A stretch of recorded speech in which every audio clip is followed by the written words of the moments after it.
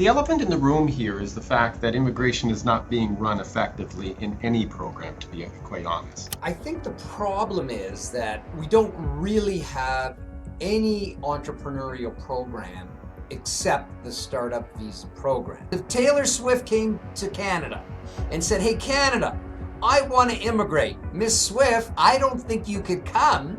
And pretty much the only way that you could come would be, why don't you go into a startup dealing with, music and promotion? And then we have this system called express entry that, in my opinion, doesn't really recognize a certain group of very, very successful people. And I'm referring to pretty much people that are over 35, people that are CEOs. They have a great difficulty in coming through our economic program. I think the challenge that we face is partially not having another venue for very qualified entrepreneurs to be able to come to Canada, but also not having clear metrics. I think the metrics around a federal entrepreneur program would be different, because I think the startup is really intended for highly innovative technology companies. And for there, we can look at the market. We can discuss timelines, we can discuss investment, we can discuss benchmarks, but consistency. One of the things we've always lacked in our Canadian immigration processing has been consistency.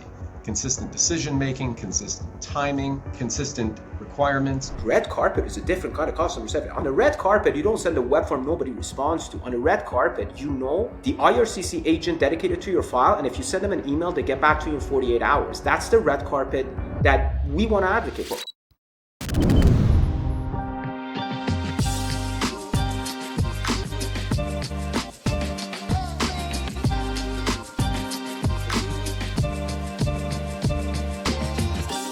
Hello and welcome everyone to another Catalyst Canada Roundtable. Before we dive in, I'm just going to give a very brief introduction of our guests today. Our guests are all subject matter experts, immigration lawyers with a lot of experience, and in alphabetical order, we have David Garson, managing partner at Garson Immigration Law, a certified specialist in immigration law with 35 plus years of experience. Then we have Stephen Green, managing partner at Green and Spiegel, also a certified specialist with 35 plus years of experience. And last, we have Zeynab Ziaie, an immigration lawyer with a strong litigation focus, particularly in cases involving the startup visa program. Beyond their legal practice, all of our guests have played active roles in immigration policy shaping. Stephen has acted as past chair of, among many other roles, as past chair of the CBA immigration section. David has acted as past chair of the OBA immigration section, and Zeynab is heavily involved with a lot of volunteer work with different communities, use of tech in administrative settings, and AI. With that introduction, I just want to emphasize this is just tip of the iceberg. For everybody joining, please go to our website at catalystcanada.ca to know more about our distinguished guests. I'm just going to set the premise, and the premise is very, very simple. Canada, we are in a very, very deep economic problems, and money can solve it. Money well spent, I think, can solve it for good. And immigration is our main, most important pipeline for people who have the money and who have the ability to come to Canada, make the money, spend the money, and help our economic grow. This is simple math. But is it morally acceptable that we are reducing people to economic units of output? Absolutely not. Is it wrong? Yes. But is it new? Definitely not. Every single government from Canada's immigration history, we have looked at immigration as an economic tool. Even in 2025, under all these compassionate, welcoming banners, we're only selecting 40% of our immigrants based on understanding and compassion, and the rest of the 60% comes from the economic stream, and they are being selected, measured, and expected to perform based on what they can contribute to our economy. Catalyst Canada proposition is simple. If we are not abolishing economic immigration, if we're not abolishing reducing people to economic outputs, at least let's be smart about it. So we have to prioritize. And business immigration has the highest multiplier effect for contribution to the economy. Therefore, our argument is we need to reimagine business immigration, because where we stand right now, it's almost non-existent. Only less than 0.4% of our all economic intake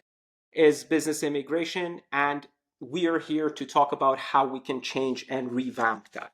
And with that introduction, I just want to start, and then we're going to go in alphabetical order. So I'm going to give it to you, David. You tell me, what do you think? Do you think Canada's current entrepreneurial framework is giving Canada what it wants? Why or why not?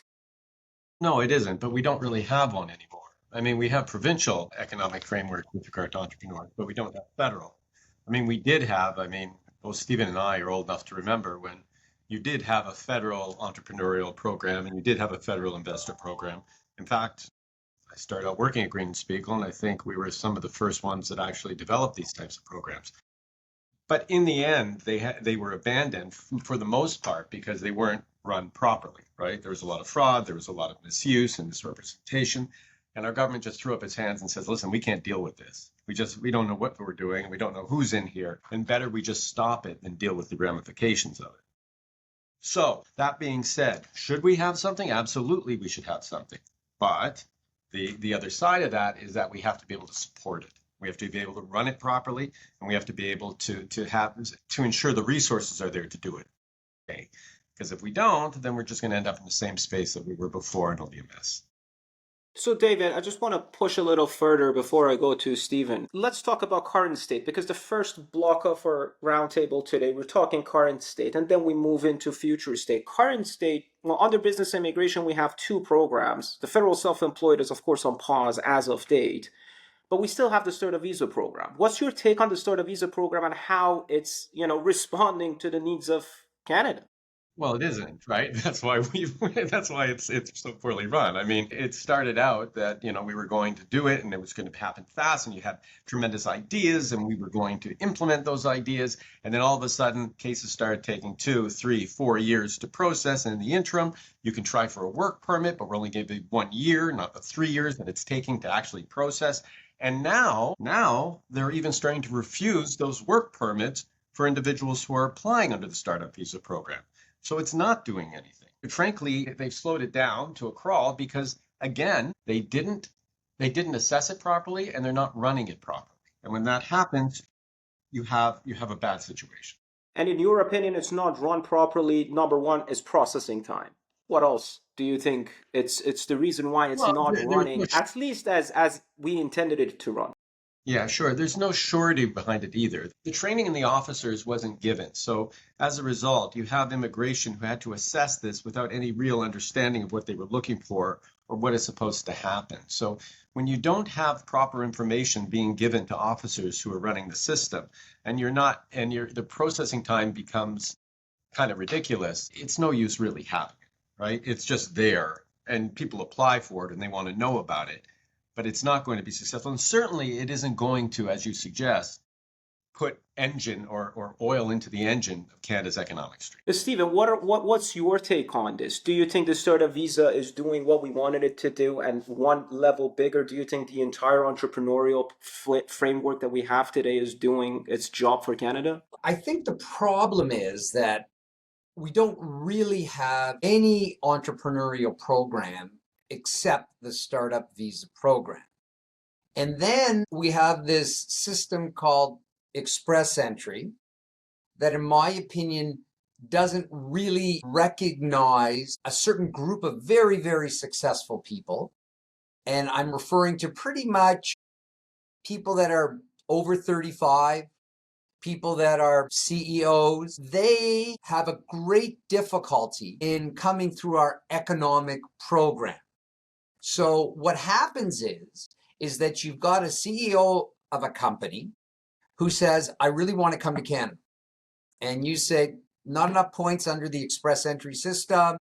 Now they're getting rid of the LMIA points in May because the government doesn't know what to do. So they just say, stop. Again, not a proper process, in my opinion. There's much better ways of managing the LMIA process than just saying we're not giving them extra points under the Express Entry system. So where do they look? They look to the Startup Visa program. And then we're getting all these people in the Startup Visa program that really shouldn't be there, yet we want them from an economic standpoint. And that starts to clutter up, let's say, our Startup Visa program. And so now they've got this huge intake of people in the Startup Visa program. As David's, stated at the beginning, the program was, we want you to move fast. If you're going to be successful fast. If you're going to fail fast and start again.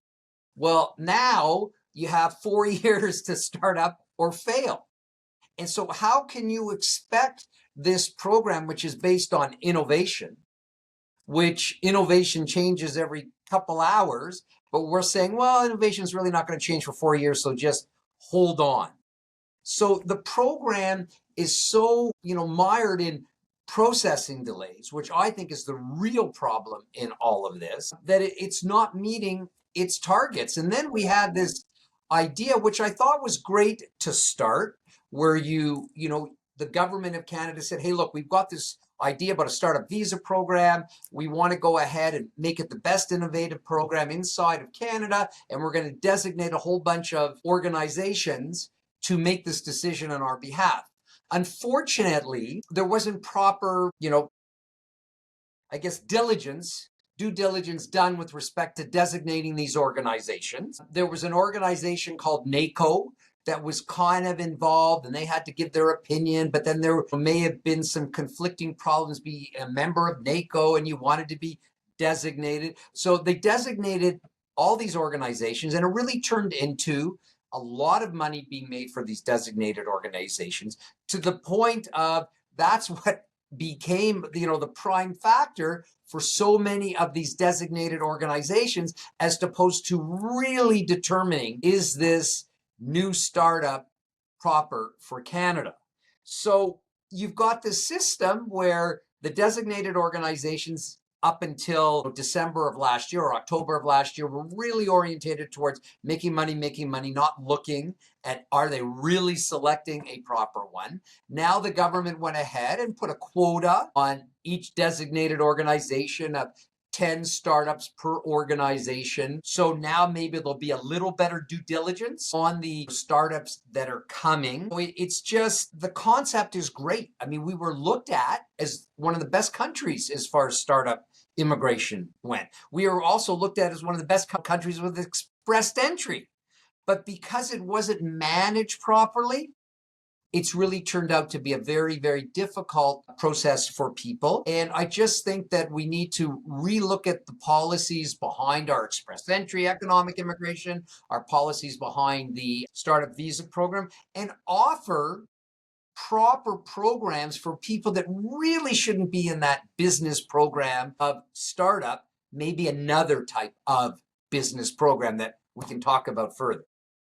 Sure. So basically what you're saying is, hey, we don't have anything for anybody who doesn't fit the express entry. So that acts as a pipeline, which is some good news here, right? Canada, despite all the problems that our local entrepreneurs have, because let's face the reality, Canada is not entrepreneurial friendly at all. It's not easy building a business and growing a business in a country that wants to, impose a capital gain on a capital gain.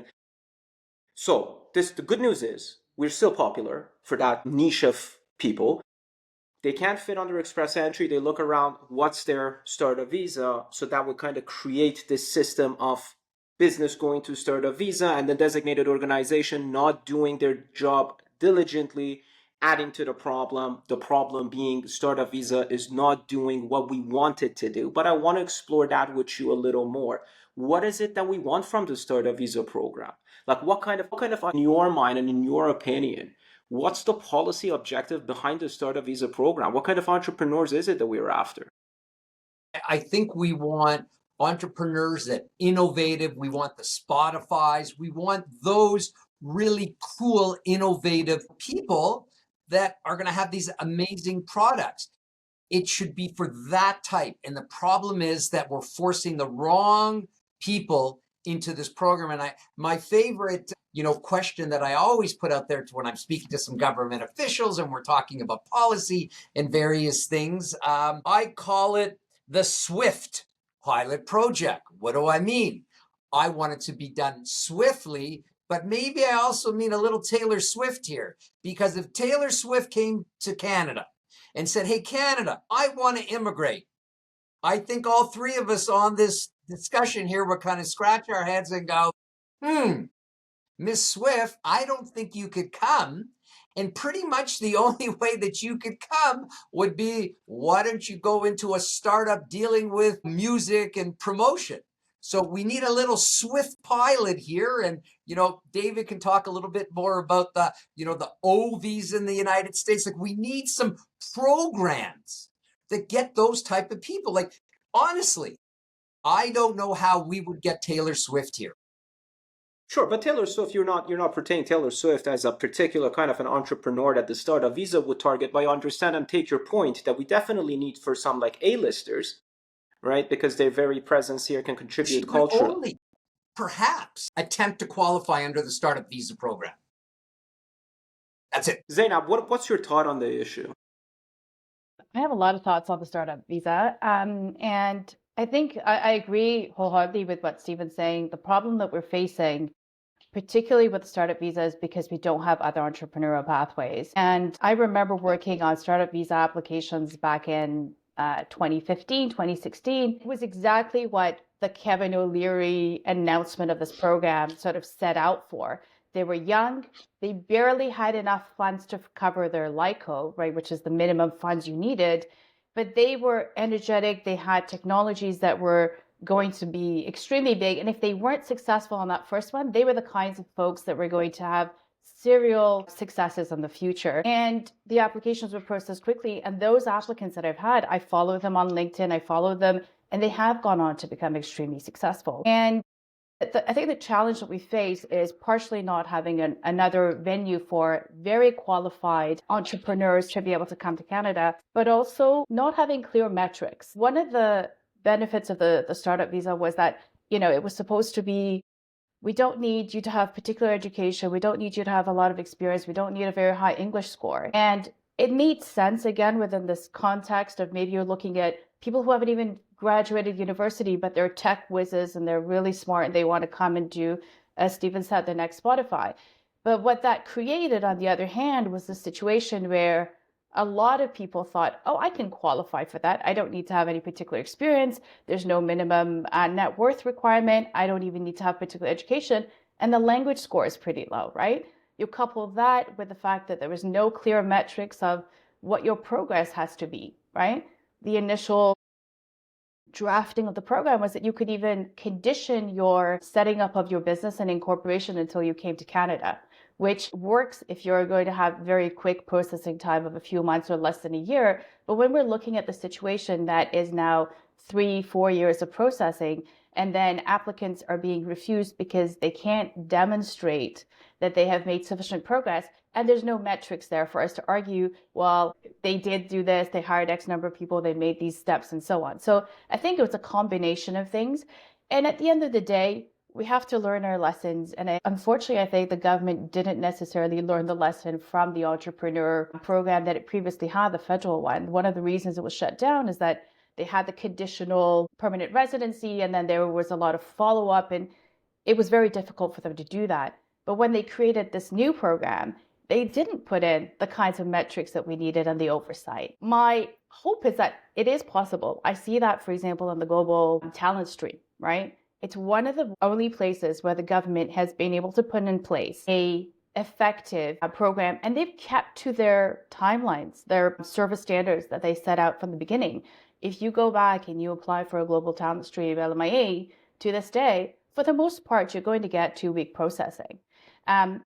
They haven't been able to maintain that kind of standard in any other area. At the end of the day, I think when we think about entrepreneurship, it has to be an attitude change. Unfortunately, there's a lot of negative talk around, Siavash, you alluded to this at the beginning, of people jumping the queue, or we're trying to attract people based on their ability to pay their way.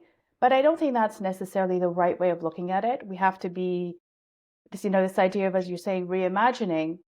There's a place for different types of categories, and we should have a very reliable and effective entrepreneur program that when I'm, providing consultation to somebody who is an entrepreneur from another part of the world, and they're assessing the process, but they're also assessing the business risk, right? They're thinking about buying a business.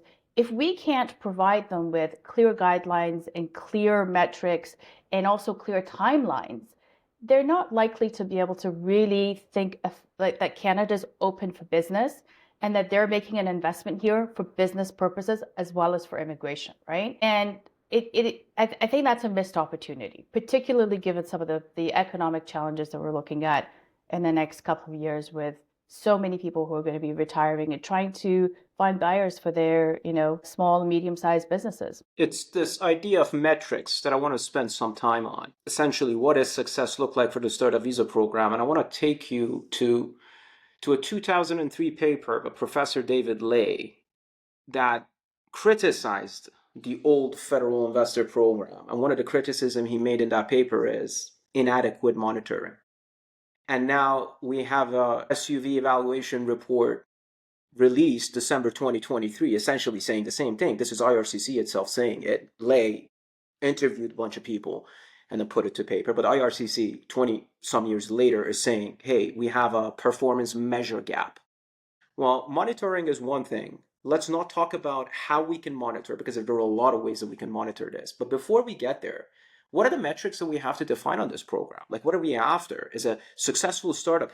A successful startup is one that makes a lot of revenue. A successful startup is one that produces a lot of IP. A successful startup is what produces a lot of job creation. What is success in our mind? Because if you look at the program, the way they're phrasing it, it's so vague. It's so it's just, we want it to look good on Collision talking about the Startup Visa program. But if we really want to offer something, right, first, we have to discuss those metrics. And I'm going to start with Zeynab and then go around the table. What do you think those metrics are? Revenue, job creation, IP, anything else that we can look at? Progress. If it's progress, how do we quantify? What's your thought on that? I think, this within the context of the Startup Visa is very specific, and I have some ideas around that. But I think the metrics around a federal entrepreneur program would be different, because I think the startup is really intended for highly innovative technology companies. And for there, we can look at the market. We don't have to reinvent the wheel, right? It has to be about, the kind of metrics that are used, such as fundraising. That's something that's actually used in the US version of what we have, right? It can be investments made into the business. So that's also related to fundraising. And, if we want to make it a little bit easier, it can be reaching certain metrics in terms of users, reaching certain metrics in terms of revenue. But again, I don't feel very comfortable about revenue on the startup, because if you work with tech companies, you know that it's not like they could be pre-revenue and operating and making progress for a long period of time. But when we look at it in terms of a broader entrepreneur program, then I think it's much easier to talk about a minimum net worth requirement or a minimum investment requirement. There's certain industries that we want investments to be made in, having a clear list of what kind of businesses could qualify, how many people are to be employed over what period of time. So this kind of mirrors a lot of what the current provincial nominee programs are, and a little bit of what the previous entrepreneur program was as well. They are at least bright line rules that applicants will know if they choose to go down a certain path. These are the metrics that they're going to have to meet in order to qualify. And if they don't anticipate that they're going to meet them, they'll know ahead of time, and that it's a much fairer way of approaching it. David, what's success look like to you under the Startup Visa program? Stephen suggested earlier, I do both Canadian and U.S. immigration, so I can't help but compare the two systems a lot of the time. The U.S. has traditionally been a tougher system in the sense that there's less discretion, there's more objective criteria. So you can decry that. You can say, well, it doesn't have a heart, or it's run in a police fashion. On the other hand, you can also say, at Zeynab's point, you know what you're getting, right? You know what you have to do. You have these bright line objectives and benchmarks you have to meet. And if you don't, you don't. And if you don't, then you get refused.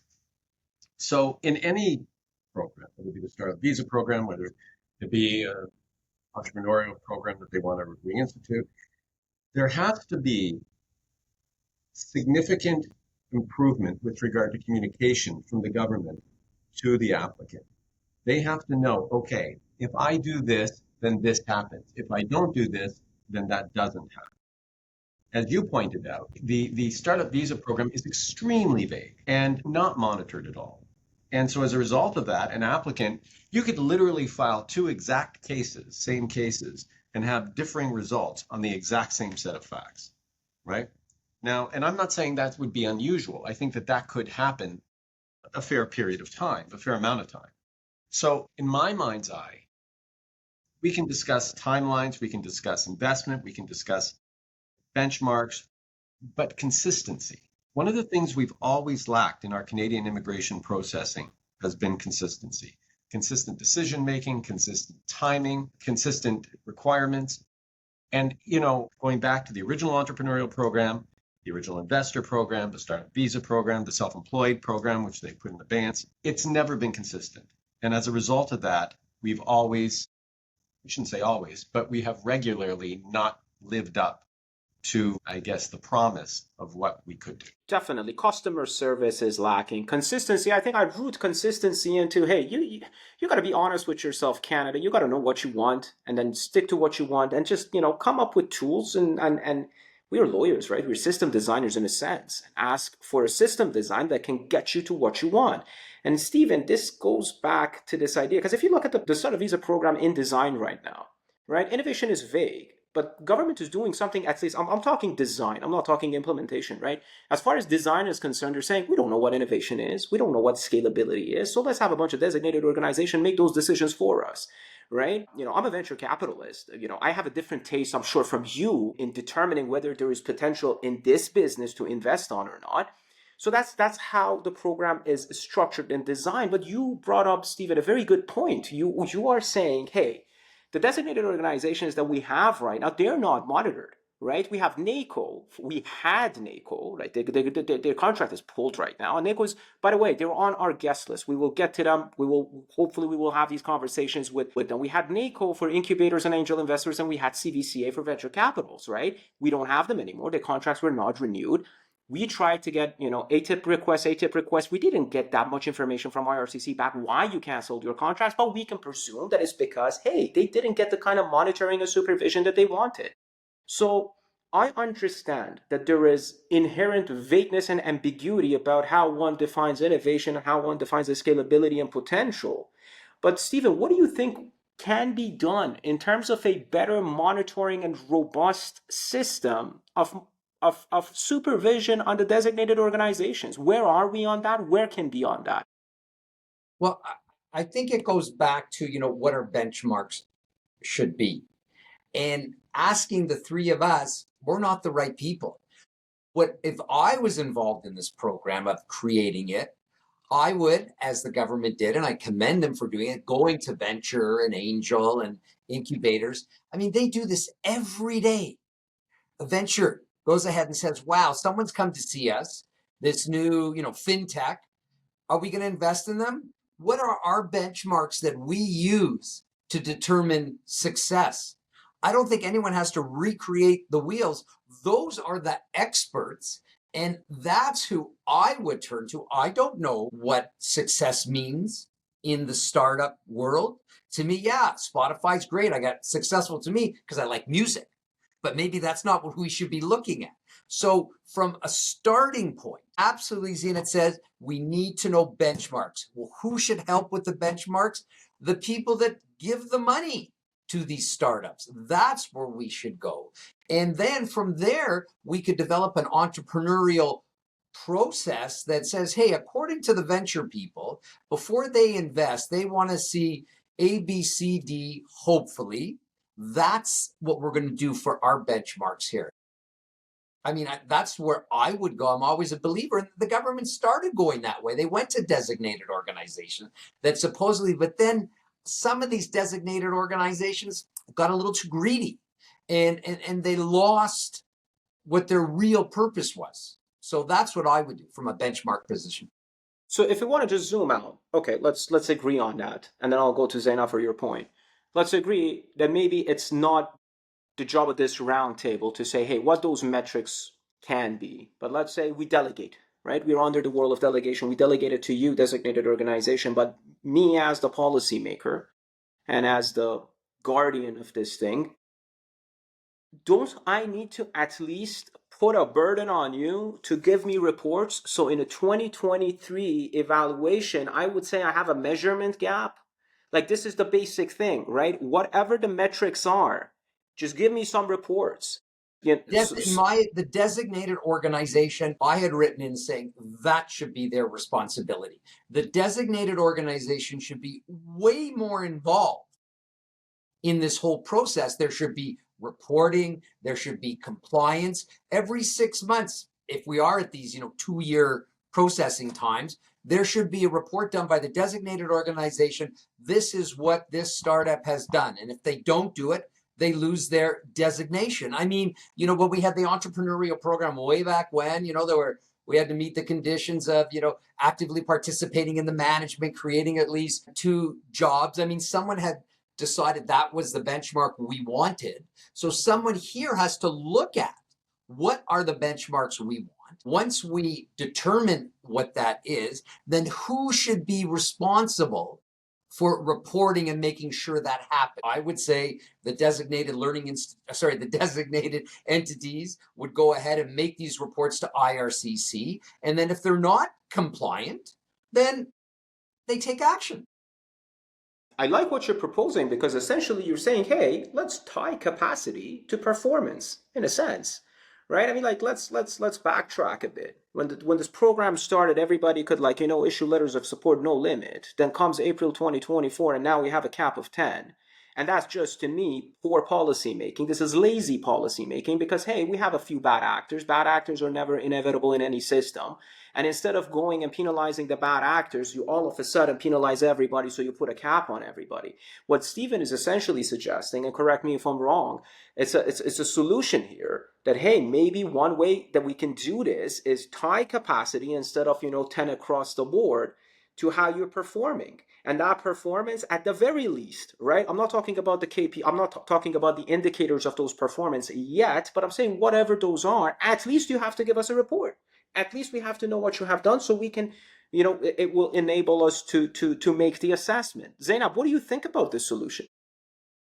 That's a really interesting way of thinking about it, but I want to take a step back and say, we don't even need to look at those reports to know that IRCC had enough data back in 2022 to know that things were going south, right? And we all practice in this area. We see the numbers, we can see what's happening. And it wasn't that all of a sudden problems arose, right? They were seeing the certain designated entities that weren't particularly involved in the Canadian market all of a sudden were submitting dozens, hundreds of letters of support and commitments. And so the alarm bells should have gone off at IRCC far, far earlier than December 2023 or the time when they put the cap in. So I think that at some point IRCC has to take responsibility for the things that have happened in terms of the applicants that are now in the pool. We can take those lessons and discuss how we apply that going forward. But I want to make this distinction of there are applicants that are in that system right now and that relied on the government, assuming that the designated entities were vetted, that the letter of support that they were getting was going to be something that they can count on.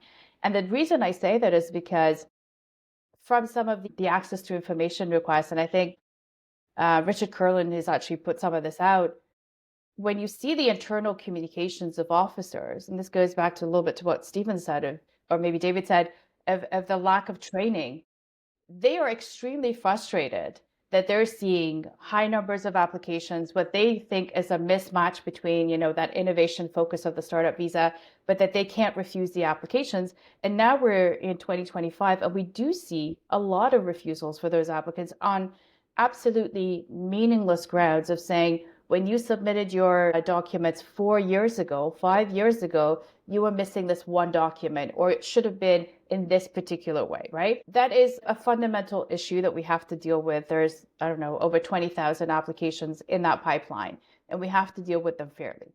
But on a going forward basis, Siavash, I completely agree with you. I mean, I've worked with a lot of the designated entities that are associated with universities that are highly reputable. And they do not think about the immigration aspect, right? They will take applications for everybody. They will assess them. They had limited intake every, cycle of their program because they assess those applications as they would a Canadian startup that's trying to get into their incubator program. That is, I think, what the program was intended to be. And when the permission of allowing, that authorization of who becomes a designated entity went from the government to an outside body. Before NACO, it was a different organization. But the whole point is, when that happened, it seems like the government sort of washed its hands and didn't look at this very carefully. But we see, and the data is available in terms of what designated entities have provided the biggest number of letters of support. And they are nowhere comparable to the smaller designated entities that do fantastic work, like Next Canada, right? Or the Creative Destructive Lab at the University of Toronto. I've had amazing technology companies coming out of there, and they are very strict, very difficult to get into their programs because they do that due diligence, right? The kind of metrics that Stephen and David are talking about are absolutely implemented there. So there is a place for this, but it requires us to go back, and they might, from my experience, they only really support a handful of cases a year anyway. We would never have been in this situation had we stayed within that context and had a separate entrepreneur program so that we didn't have these other pressures coming in. But I want to take an issue with that. Well, CDL is a good example. It's not a designated organization anymore. Next AI is a good example. They're designated, but they're not doing it. They're not active in the startup visa scene. And that's because of that mentality, right? Like our scope, we're looking at the startup that comes to us the way that we are looking at Waterloo and U of T graduates, right? And I don't think that's the purpose, and I want to put it to the table. I don't think that's the purpose of the startup visa, right? Because look at the source countries. Look at the source countries. We have Iran, India, China, Vietnam, right? So they are not Canada-like startup entrepreneurs. Because if that was something that the program designer intended, we wouldn't put a CLB5 condition on the startup visa, right? We're kind of accepting the fact in design that we are not the destination for the Silicon Valley or the Waterloo-Toronto region kind of a destination. So we are for the source countries that are coming with a greater cultural gap, to say the least. And if we say, because that's what's your point, and I'm going to give it back to you so we can talk about it further. You're saying it's okay for the startup visa program or for the designated organizations to have the same expectation from foreign entrepreneurs as the expectation they have from local entrepreneurs. Is that what you're arguing? If that is it, if that's what you're arguing, it's not in line with the stats. It's not in line with the source countries for the startup visa. It's not in line because we don't have another entrepreneur program. Because if you look at that data that you referenced in terms of who's applying, it's because those same people were applying for the Quebec Investor Program, were applying for the entrepreneur program, were applying for the investor program at the federal level. Those are the countries that have entrepreneurs and also are willing to go through our various business categories.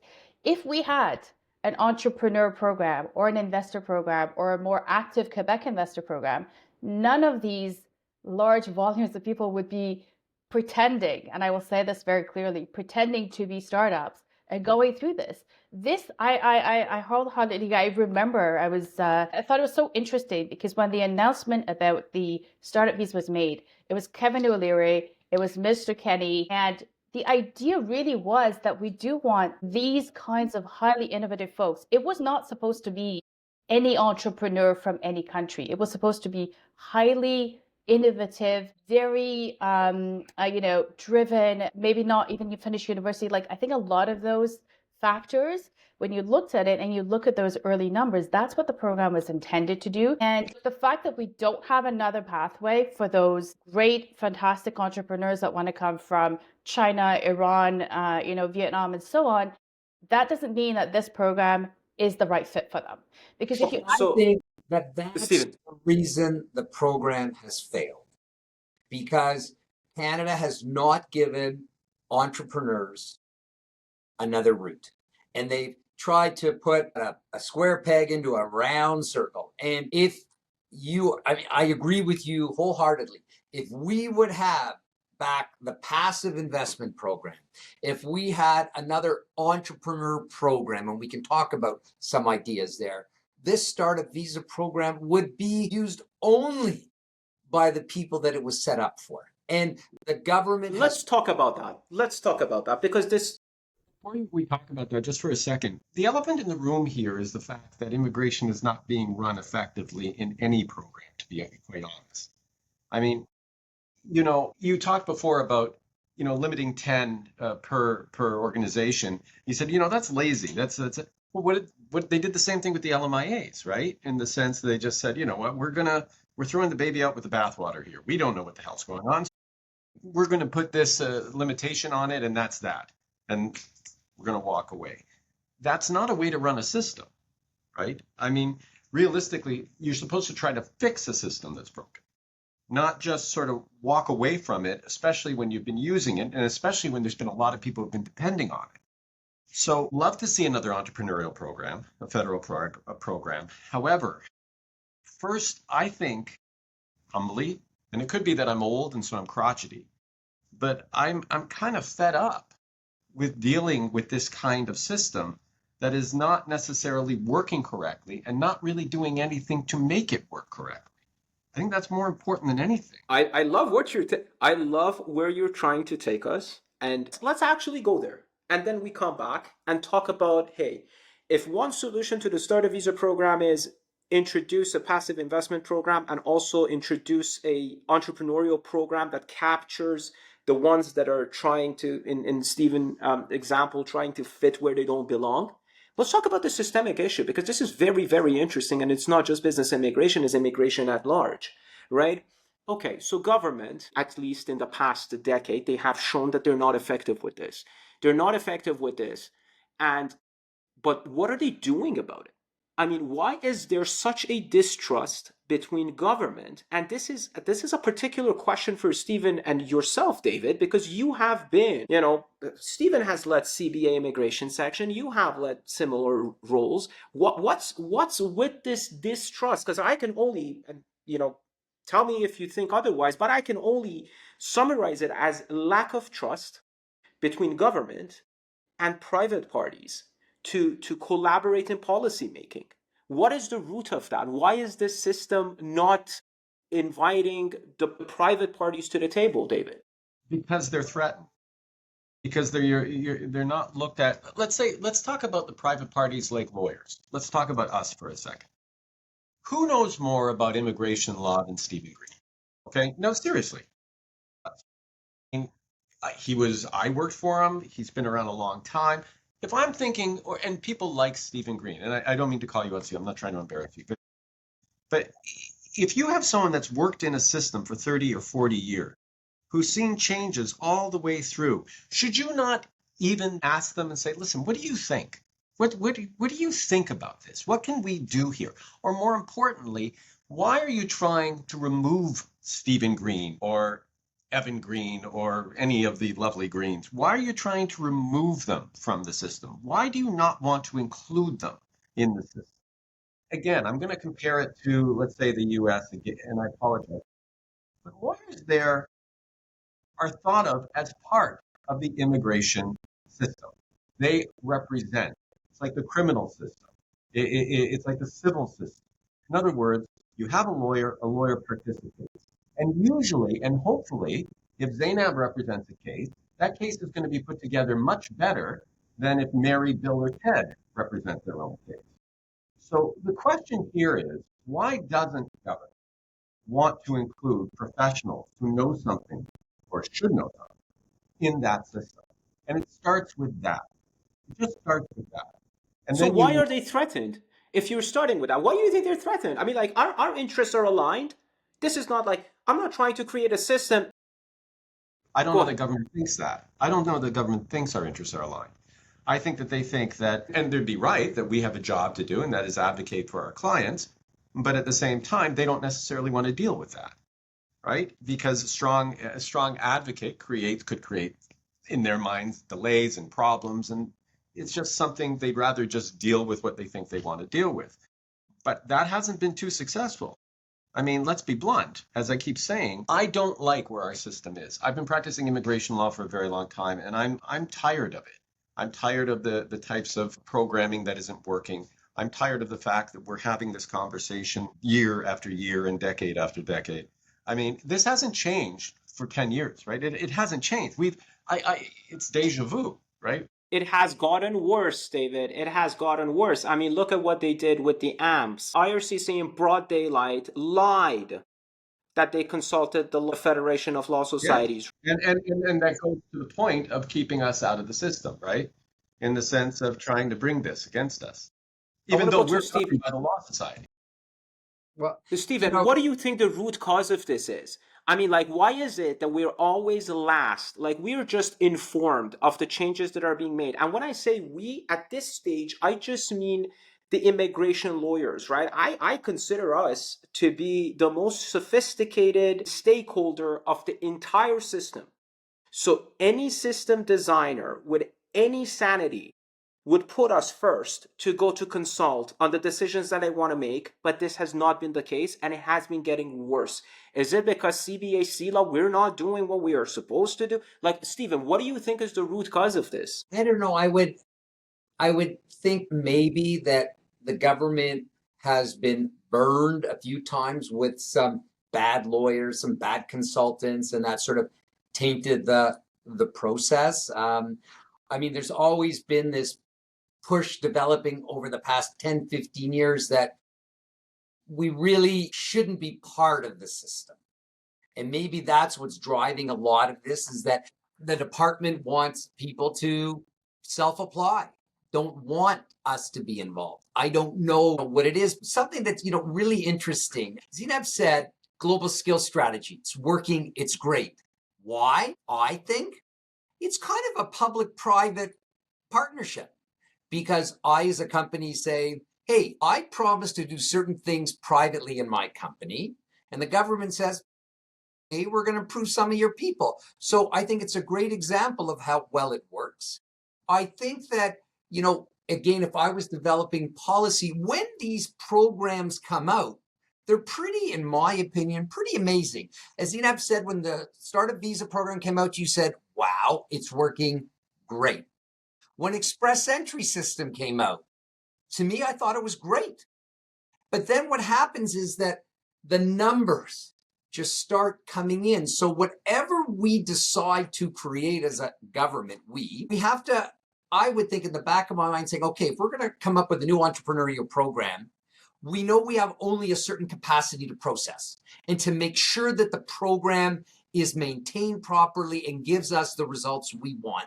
So we've got to build in something. And they tried to do it with Express Entry, where they were turning the valves off, turning the valves in. But then what happened was, unrelated, there were too many people that were coming into the country with this kind of unstated promise that you're going to get immigration if you come as a student. And that's really destroyed the Express Entry system. But it's the same idea of too many people coming. Start a visa now. If they didn't have that huge amount of people, the program would be great. So we really have to look at whatever we're going to develop new, a way to manage the numbers so that we can go ahead and make sure that we achieve what we want. You can't have a startup visa program that takes 4 years. It's stupid. And what seems to happen in all of our programs that we have is suddenly there's this huge swell, and all three of us have seen it. Immigration, I tell everyone, goes like this: yes, we want lots. No, we don't. Yes, we do. So now it's on a, going down to the no, we don't. But, we got to learn to stop that and to manage it properly. And, They're not listening, Stephen. They're not listening, because here you took us back from where David took us. It's Groundhog Day again. Like, it's a deja vu. Sure. I mean, like, how can we? Because this is a democracy, as far as I'm concerned. And in a democracy, the taxpayer, all four of us, we need to have a say, and we need to have a strong say. Right? And I'm not an advocate of, hey, direct democracy like Switzerland. At least give some leeway to civil societies organized by your professionals. This is not just lawyers being left out. When they imposed the caps, even the designated organizations were not consulted. I know a few of them who were planning on, expanding their operations. They were hiring people, and they sleep and they wake up. That's the big hammer. They've done it with students. It's out of control now. Too many numbers. What do? Stop. And then, I would be very upset, for example, as a university, we've got this unbelievable PhD student. We've got this unbelievable master's student. We've hit our cap. We can't let them in. I need a new CEO that's going to help me create jobs in my company, bring in all kinds of, new research stuff.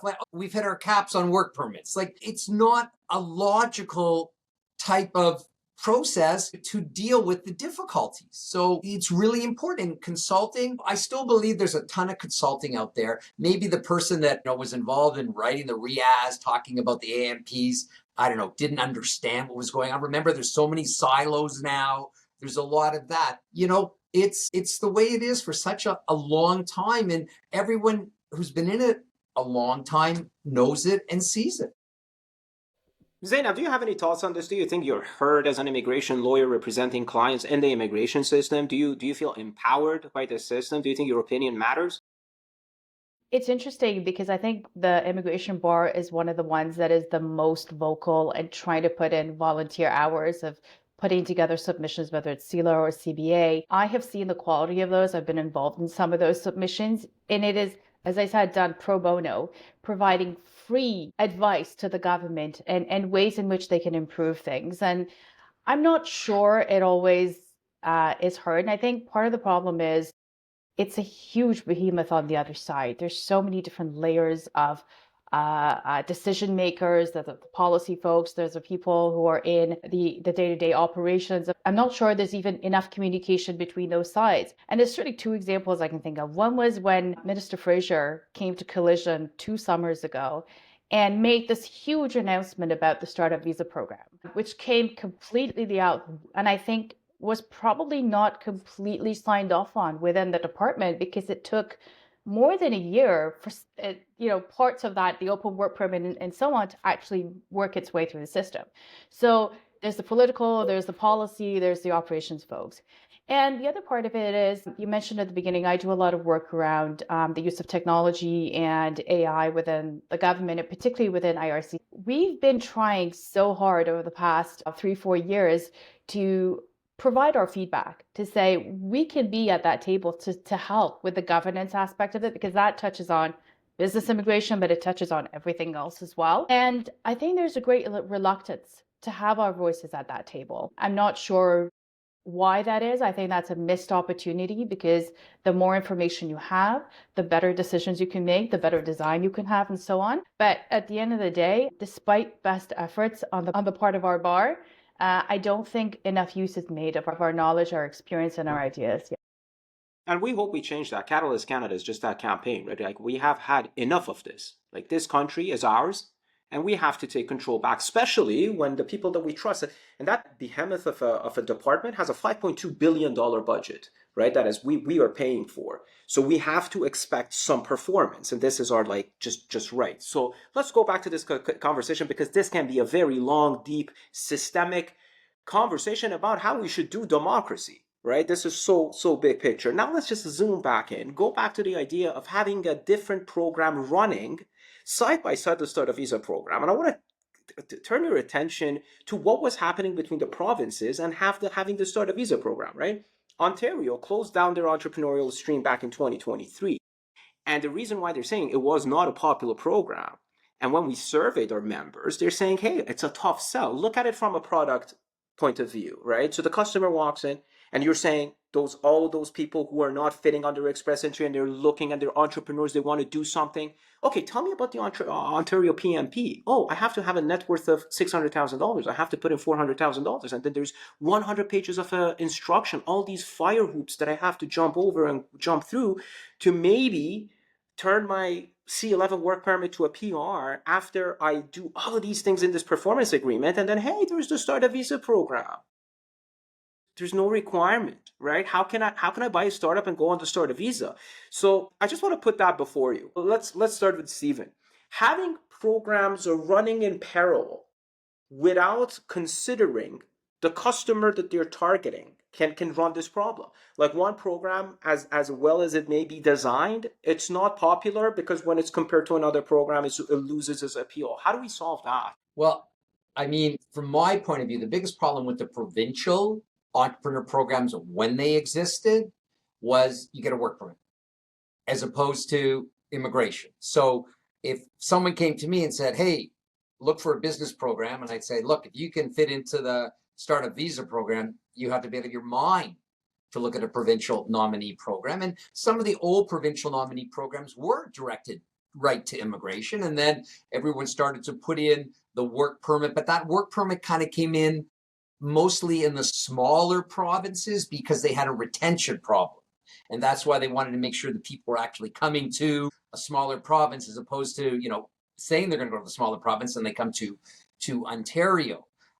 So, I mean, look, I would definitely like to see the provincial programs coming back. I'm a firm believer that, the provinces understand their needs better. There's so many SMEs, owners that are retiring, and I'm sure their politicians are hearing, my goodness, I've got to retire. There's no one here to take it. I'm not going to give it to my kids. But, I bring up this word politician. Remember that a politician's number one job in the whole world is to make sure that David, Stephen, Zeynab, or you vote for them.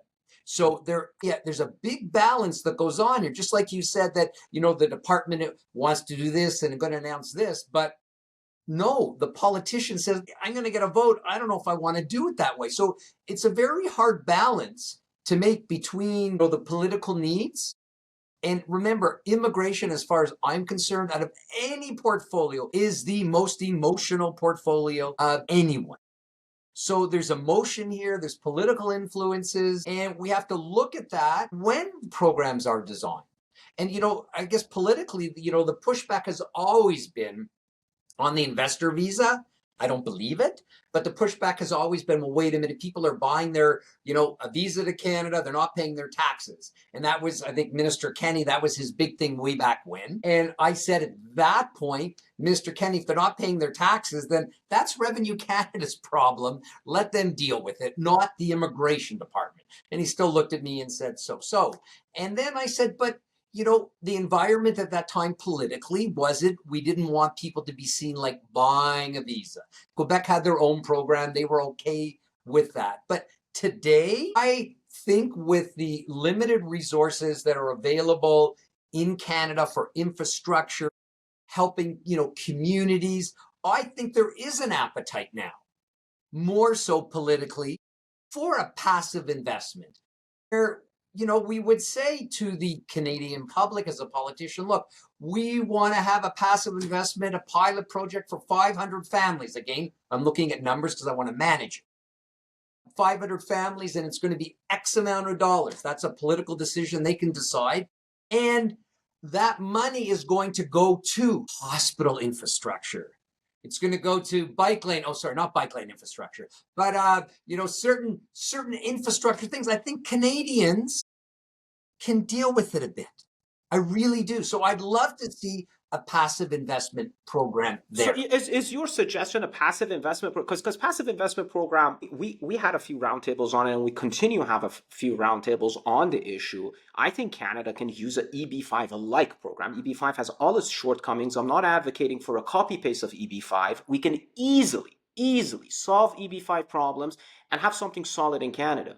But let's go back to the entrepreneurial realm, because the passive investment way that we're thinking about it, we're like, hey, we allow you to buy your way in. And I'm not, in the beginning, just like my intro, I'm not going into the moral discussion of whether it's a right thing to commodify Canadian residency or not. Let's put that aside for a second. Let's come back to the entrepreneurial. Let's talk about the build your way in population. For the build your way in population, we have to start a visa program, very easy on paper, a lot of misuse.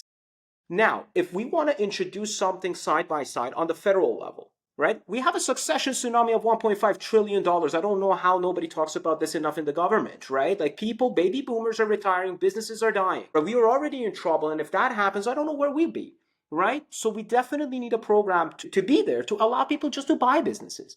But how would that program look like to you if it wants to succeed by the start a visa program? Or we can talk about that. We go to David. David, do you think, okay, one option, I have another entrepreneurial program, start a visa program. If that's it, what's your suggestion of how it's going to look like? Or you can suggest, hey, get rid of start a visa program. Let's just have an entrepreneurial program. All right. But I think, in my mind, there's a fairly straight way to do an entrepreneurial program. That's the EB1 program that the U.S. utilizes, the Multinational Executive and Managers Program. I mean, in that program, you have companies, if they establish in the U.S. and they transfer an executive or a high-level manager to the United States, that person, after working there, or not even before working there, can apply for a permanent residence, a green card, based on their experience, based on their expertise, etc. Now, in that way, you have a company that has to establish itself here. They have to invest money. They have to put money into their infrastructure, and they have to satisfy the government that there are certain criteria that are being met. Okay. And it's hard to believe this, but we've gone even further than the United States in terms of our intercompany transfers. When we're talking about that, if you do a startup intercompany transfer to Canada, it has to be a multinational corporation. It can't just have, an office overseas. So, for instance, we had a case where somebody has a printing company overseas. It's like 30, 40 people. They establish an office in Canada. If that would have happened after the fact, they couldn't have done it. That's insane. I mean, that's just insane. I mean, because they didn't have offices in 3 other countries. The US doesn't have that. That's nonsense. The US doesn't have it. Who are we to be that much more policing of individuals' entrepreneurial aspirations? But all that being said, a multinational executive and manager category, and what Stephen was referring to before in terms of also an extraordinary ability category. The US has that, where our self-employed was kind of like that, but not really. Who they call it the Einstein visa.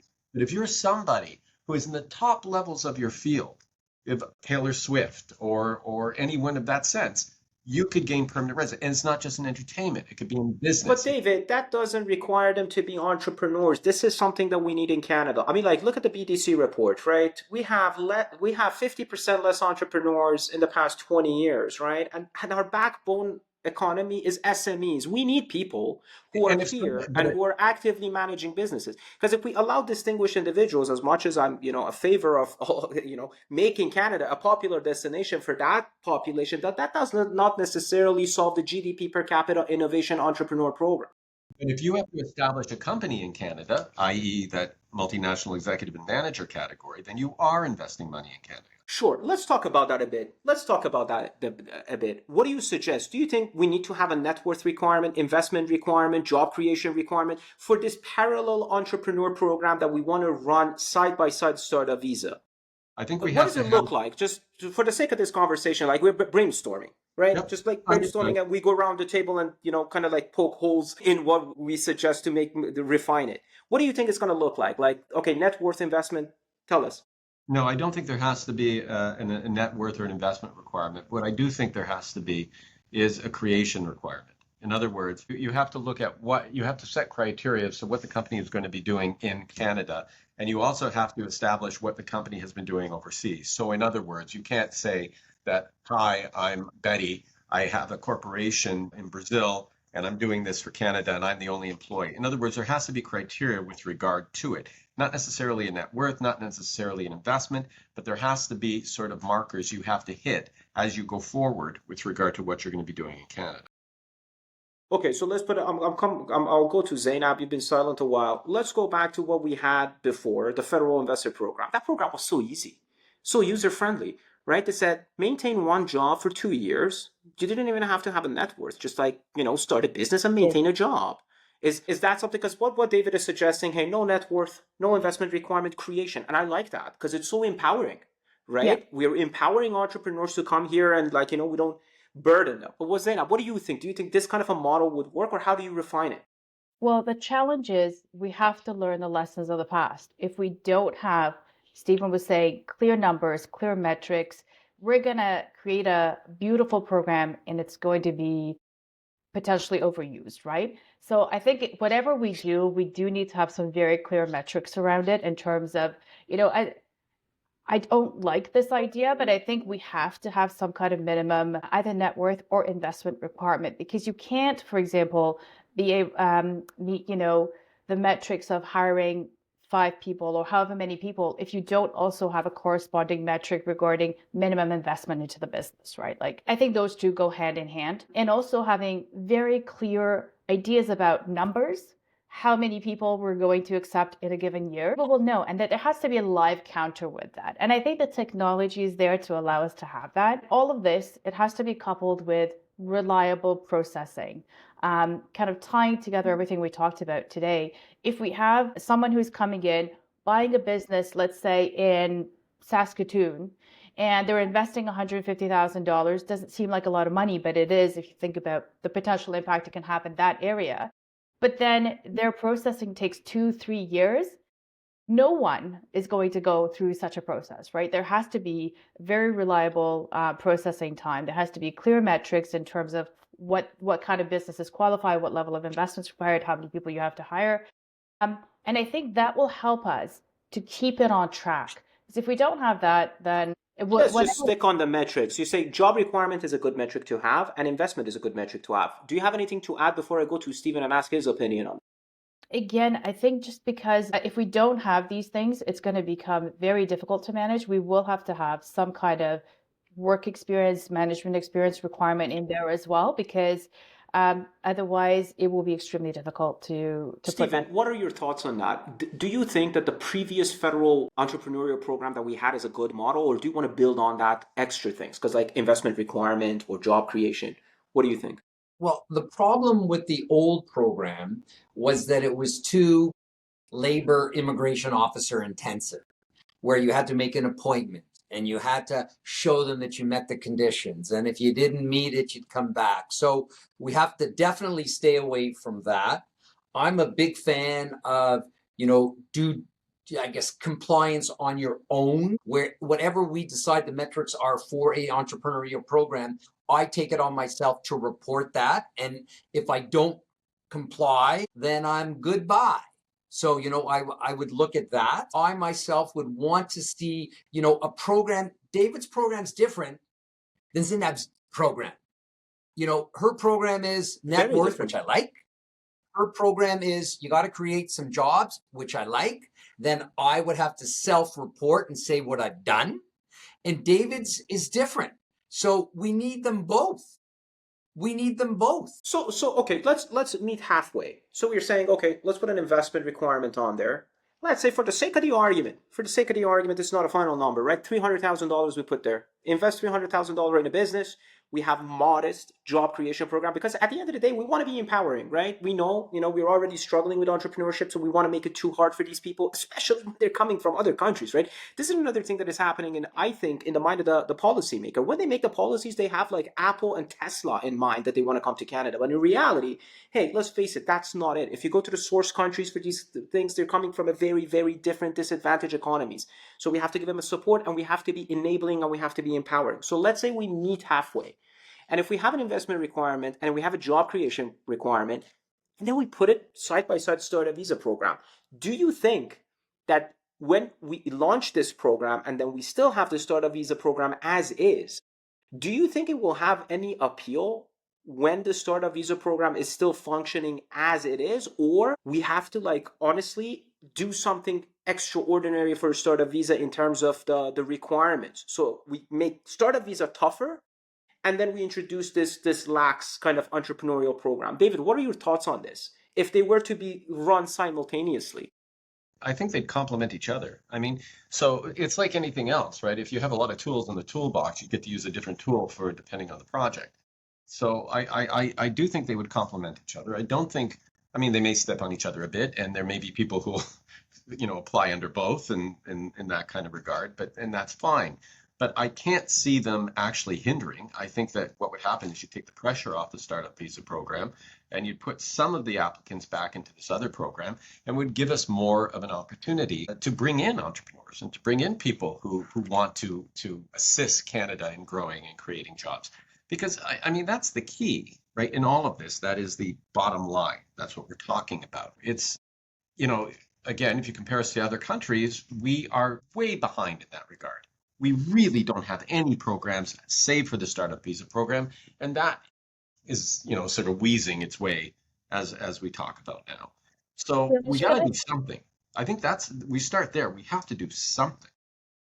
And can I just add something here? I don't think this is a situation where we have to choose between the different kinds of options that, for example, David and I just talked about. I think we have so many, we're one of those rare countries in the world that has actually a ton, too many, as you said, Steve, too many immigration options and everything else. Why would we only want to have one or two? We could have three, maybe four, depending on what the needs are across the country. We could have the startup, we could have an international expansion program, which is kind of like building on what David said. We could have an entrepreneur program in terms of buying local businesses. We could have an entrepreneur program that's buying, setting up businesses here that are not necessarily innovative. And then, people get to choose something that makes sense for them, right? As opposed to being forced to do something, even though it doesn't actually meet what they're trying to do here in Canada. That's a great point, because I think we have to go back to say, who are our clients? who are our potential people that are going to come here? And I really think there are three types on the business side. I think there is the startup visa person. I think there is the entrepreneurial person. And I think there is the passive investment person. And the entrepreneur program got into great difficulties was because a lot of the passive investment people went into the entrepreneur program and they were, having trouble showing they were actively involved in the business. So I think we have to look at our client base and say, okay, what's out there, the needs of those people? Then we look at what are the needs for us? What do we want? And then we create the programs preventing the square peg going in a round hole. I agree, but the system design challenge is if we are defining different programs with different target groups, we have to put in checks and balances to make sure that they don't cross over. For example, if I have a passive investment program asking people to pay me $1 million to get their Canadian residency, and then they go to a consultant, or I don't know, it could be a lawyer, it could be anybody. Why do you want to pay $1 million, right? I can buy your way with the startup visa program, just pay me $300,000. Right, so we need that. We need those checks or balances. Otherwise, I want to take you back, Stephen and David. I'm sure you remember this very well, right? You remember that Canada started a venture capital program after the passive investment program. Zeynab, you remember too, right? The IVCC, or whatever they called it, have $20 million net worth, $2 million investment at risk. That program attracted 2 people. Why? Because we're looking at it, hey, I'm just going to learn some French. I go to the Quebec investment program, and you look at Quebec statistics, you see that 90% or 80% or something, I don't want to give an exact number here, but I bet you overwhelming majority of the Quebec investor program ended up in provinces other than Quebec. So, I apologize, but we're also ignoring one thing, and that's politics. There are certain governments that will not enact certain programs, right? That's never going to happen. I can't see, for instance, if you have a liberal government that is dependent on the NDP for support, that they're going to be enacting a passive investment program. That's just not going to, right? They're not going to sell it. But David, we can solve the political issue, right? Like, this is it. Why we're doing this? Why are we recording this? Why are we publishing this? Because we want the population to get engaged with this, right? We need entrepreneurs, right? There's no way around it. Like, I'm getting 400,000 people in the country for the jobs that merely don't exist. Why? We need job creators, right? So I think the political side, it's definitely a big problem, and it's going to be a very, very tough stone to move. But this is, engaging the public, going beyond our comfort zone to get, at least this is what we're trying. The politics aside, go back to this thought exercise. Because at the end of the day, what is Catalyst Canada going to do at the end of all these roundtables? We want to put something on the paper and say, hey, let's do this. And we need to be able to defend it. And this crossover has been a consistent challenge. So let's say if we do an investment program, if we do an entrepreneurial program, and we want to keep the startup visa program, let's talk a little bit about how we can, I don't know, in my opinion, if all these 3 programs run simultaneously and you have something like startup visa program, no capital requirement, no education requirement, no age requirement, no nothing, just a letter of support that can be bought for some money, how are we gonna toughen the startup visa program? Zeynab, let's start from you. Let's start with the fact that if it remains as it is, many of the applicants that are going through are going to be refused based on genuine intent, right? And I think, officers are already refusing applications based on that if they are completely aware that applicants are out there buying their way in, and that language spreads, which it will, because now there's a cap of 10 and those numbers are there. What we're going to see is that business people are smart, entrepreneurs are smart. They gather a lot of information. If they know the refusal rates of those programs are high, they're not going to go to those programs en masse. I know that there's a lot of advertising internationally. People are still saying the startup visa is amazing. We still have quota. It will go for a little bit. The designated organization will be responsible for stopping that. There's a solution. Okay. So designated organization will be responsible for stopping that. And there's going to be somebody out there making sure that the designated organization are doing their job. There used to be NACO, and we saw how they performed. There used to be CVCA. We saw how they performed. The contracts are not there. What do you suggest? Like, how do we monitor the designated designation? It's really simple. Okay. It's kind of like our, in our LMIA process or work permit process, the compliance regime. A lot of employers, sure, they pay the fine. It's part of doing business. But when they understand that their company is going to be published on a government website, whoa, that's a different story. So if I'm going to lose my designation, I think that's a huge, huge issue for them, and they won't. Because that's a problem. You know, we've tried, I don't know if any of you on the table have tried this before. We've tried A-tipping the government many, many times to show us if there has been any initiation for a de-designation of designated organization. There have been none. I mean, peer reviews are stopped right now. Like, nobody's going through how designated organizations are selecting their portfolio, right? So I am all in for what Stephen is essentially recommending, that we need to up our game in monitoring the designated organizations. And we can do it based off, a set of metrics. David, are you in for this? Do you think this is a viable solution? Yeah. And we are operating in this world that we have multiple programs, we have passive investment, we have entrepreneurial, and we have startup visa. So we're talking in this realm. In this realm, we want to increase the supervision on designated organization. This is a potential solution. What are your thoughts on this? Yeah, no, I think that's necessary. I think that's absolutely necessary. But again, it goes back to where we began, and that is we have to increase our supervision and our involvement in running these programs effectively. This is a bigger umbrella. I mean, what's happening with the startup visa program it's systemic of everything else that we're facing with regard to Canada immigration right now. It is not being run successfully, and they recognize that. The government recognizes that, you recognize it, and the public recognizes it, which is why 65% of the public are anti-immigrant right now. That and economic factors, but they're also being told daily that this is going wrong and that's going wrong, et cetera, et cetera. So for sure, we have to do that, but we have to do that across the board. And if we're going to establish these other entrepreneurial programs, whether it be a passive investment or an entrepreneurial program, we have to, for once, try to make sure they're set up so that they're not doomed to fail. In other words, there can't be this initial sprint of euphoria, this is going great, and then after a year, it just sort of tanks and everybody sort of slumps away or tries to blame somebody else. We have to make sure of that. There has to be much more careful attention.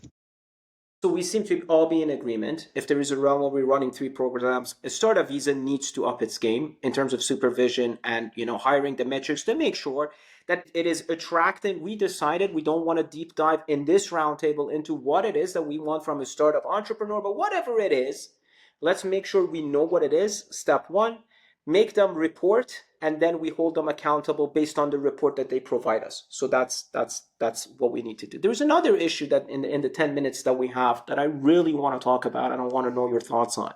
Customer service is terribly lacking. And I took notes. All of you talked about it in a different way, right? I mean, it's just a disaster in every line of business. But with entrepreneurial program, what are your expectations of an ideal business immigration framework vis-a-vis customer service? How should it be run? What should it deliver? Let's start from Zeynab. That is such a good question. I think the Global Talent Stream, again, is a great example. There's dedicated, highly trained staff that work in that program.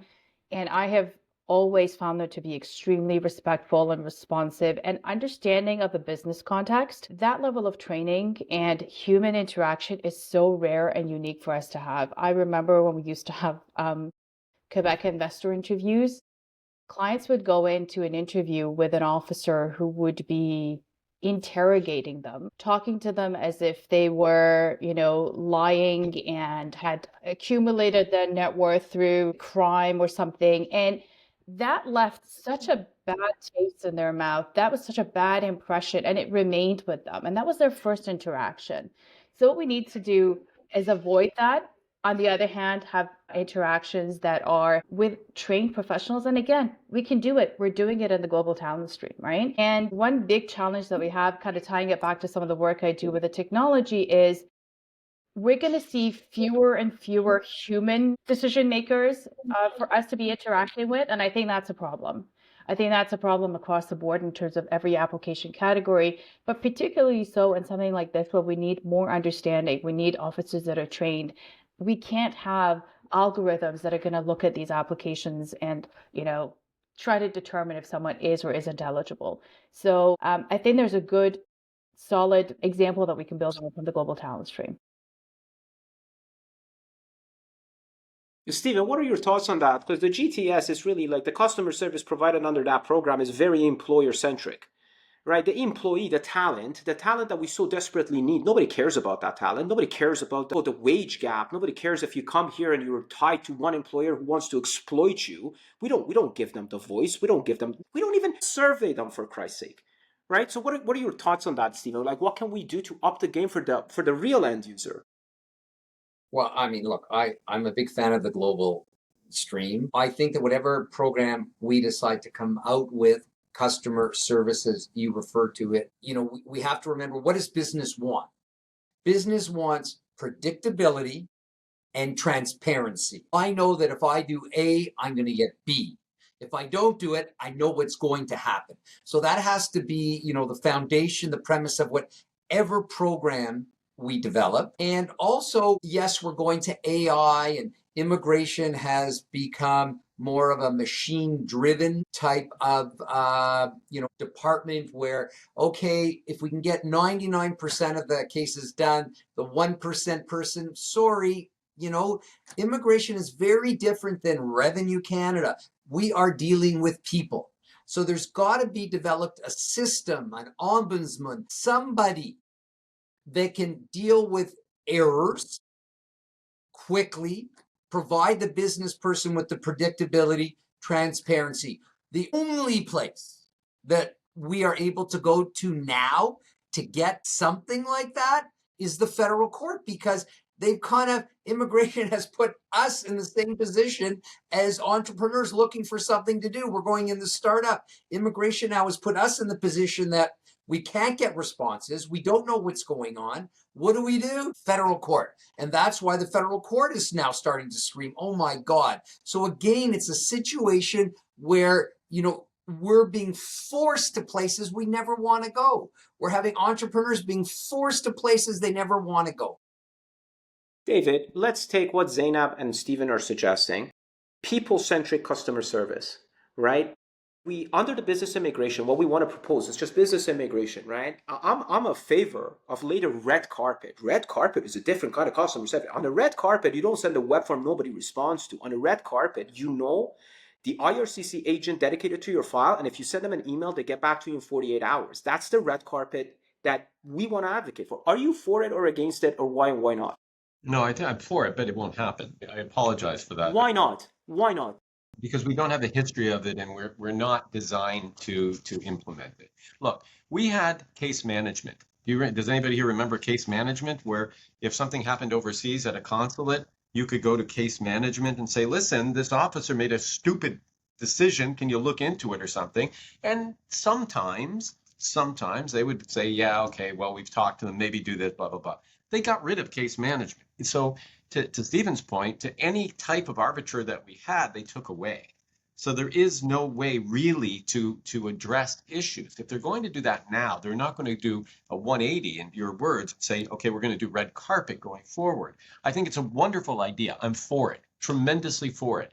However, I would accept, or at least the idea of a uniform expectant policy where we can depend on what the government is telling us will happen, or that they do things in a consistent basis. I think we have to at least start there. In other words, baby steps. Because if we can do something that involves the red carpet, if you can get that done, if anybody can, I'm so for that. But I just don't know that it will. Stephen, do you think a private-public partnership model would help here?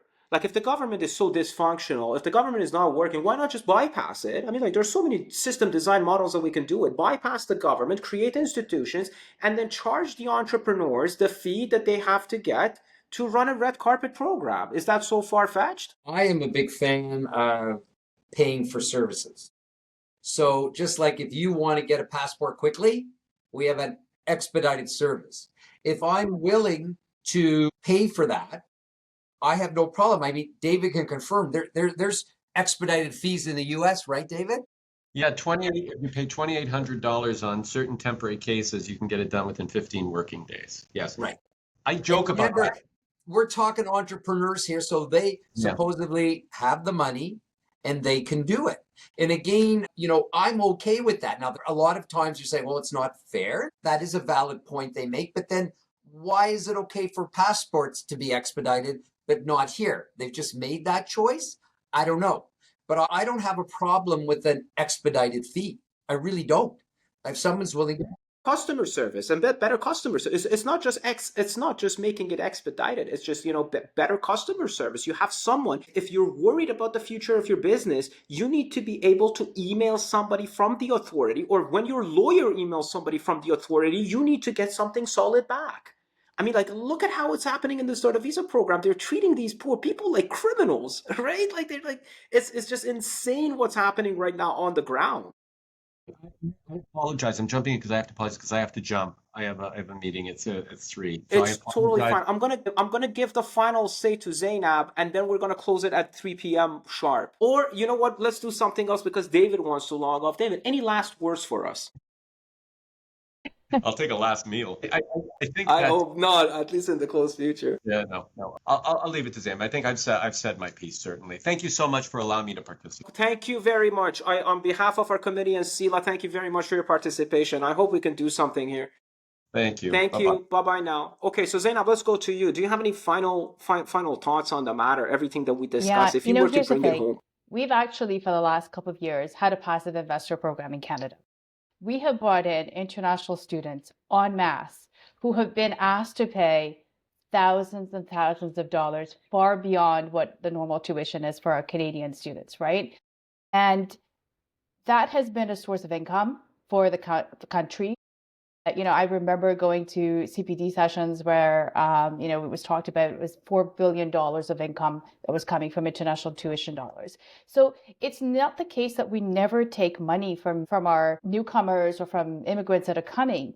It's just that political will and the decision of where we want to do that. And I think we have to have a more honest conversation of this is part of reality. We do have entrepreneurs that can come and that we can have effective programs for them. They don't have to be as big as the Express Entry program, but it doesn't make sense for it to be 2,000 maximum per year either in a program of 300,000 or so. So I think if we are being honest as a society, that entrepreneurship is an important part of our economy and our societies. And so we need to have these programs and they need to be open and fair and well managed. I'll just close very briefly. First of all, I thank you for participating. I think there's been some great discussions here. We really do, in my opinion, have an amazing immigration system. I'm a firm believer in it. I think the majority of these immigration officers and director generals, they really want a great, great program.